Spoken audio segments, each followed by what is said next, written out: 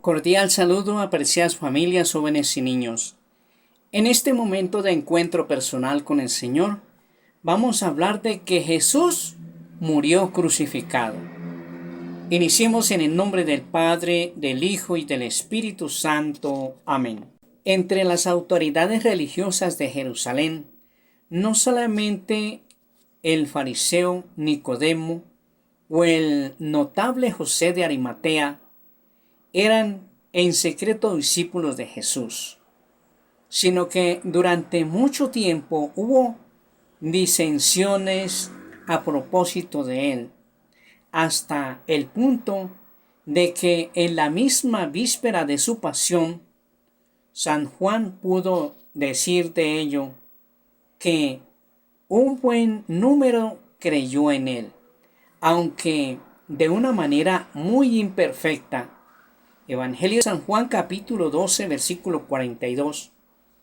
Eso no tiene nada de extraño si se considera que al día siguiente de Pentecostés, multitud de sacerdotes iban aceptando la fe, Hechos capítulo 6 versículo 7, y que algunos de la casa de los fariseos habían abrazado la fe, Hechos capítulo 15 versículo 5, hasta el punto de que Santiago puede decir a San Pablo que miles y miles de judíos han abrazado la fe y todos son celosos partidarios de la ley. Hechos capítulo 21 versículo 20. Las autoridades religiosas de Jerusalén no fueron unánimes en la conducta a seguir respecto de Jesús.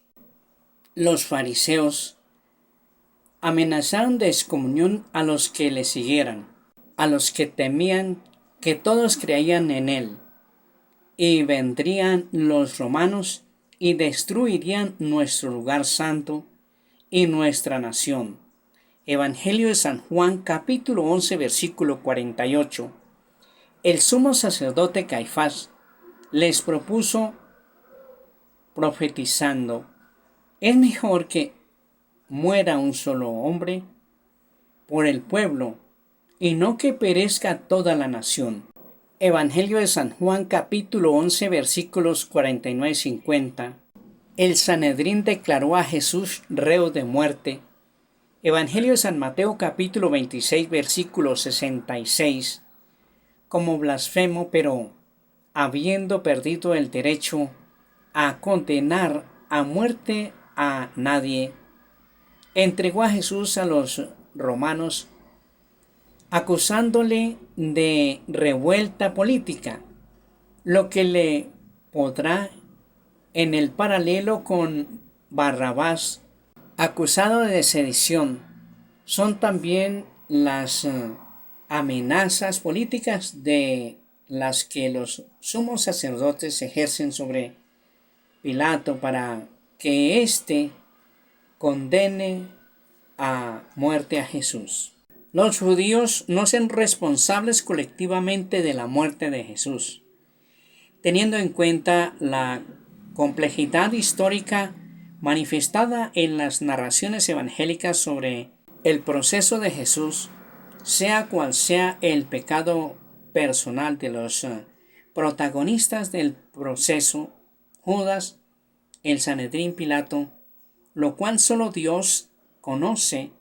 No se puede atribuir la responsabilidad del proceso al conjunto de los judíos de Jerusalén, a pesar de los gritos de una muchedumbre manipulada y de las acusaciones colectivas cometidas en las exhortaciones a la conversión después de Pentecostés. El mismo Jesús, perdonando en la cruz, y Pedro, siguiendo su ejemplo, aplica a la ignorancia de los judíos de Jerusalén e incluso de sus jefes. Menos todavía se podría ampliar esta responsabilidad a los restantes judíos en el tiempo en que el espacio apoyándose en el grito del pueblo: sangre sobre nosotros y sobre vuestros hijos. Evangelio de San Mateo capítulo 27 versículo 25, que equivale a una fórmula de ratificación. Tanto es así que la Iglesia ha declarado en el Concilio Vaticano II lo que se perpetró en su pasión no puede ser inmutado individualmente a todos los judíos que vivían entonces y a los judíos de hoy. No se ha de señalar a los judíos como reprobados por Dios y malditos, como si tal cosa se dedujera de la Sagrada Escritura. Todos los pecadores fueron los autores de la pasión de Cristo. La Iglesia, en el magisterio de su fe y en el testimonio de los santos, no ha olvidado jamás que los pecadores mismos fueron los autores y como los instrumentos de todas las penas que soportó el Divino Redentor. Teniendo en cuenta que nuestros pecados alcanzan a Cristo mismo, la Iglesia no duda en imputar a los cristianos la responsabilidad más grave en el público de Jesús, responsabilidad con la que ellos, con demasiada frecuencia, han abrumado únicamente a los judíos. Debemos considerar como culpables de esta horrible falta a los que continúan cayendo y recayendo en sus pecados, ya que son nuestras malas acciones las que han hecho sufrir a nuestro Señor Jesucristo el suplicio de la cruz. Sin ninguna duda, los que se sumergen en la desobediencia y en los desórdenes y en el mal crucifican por su parte el nuevo Hijo de Dios y le expone a pública infamia. Hebreos capítulo 6 versículo 6. Y es necesario reconocer que nuestros crímenes en este caso es mayor que el de los judíos, porque según el testimonio del apóstol, de haberlo cometido, ellos no habrían crucificado jamás al Señor de la gloria. Nosotros, en cambio, hacemos profesión de conocerle y cuando renegamos de él con nuestras acciones, ponemos de algún modo sobre él nuestras manos criminales. Y los demonios son los que le han crucificado. ¿Eres tú quien con ello lo ha crucificado y lo sigue crucificando todavía?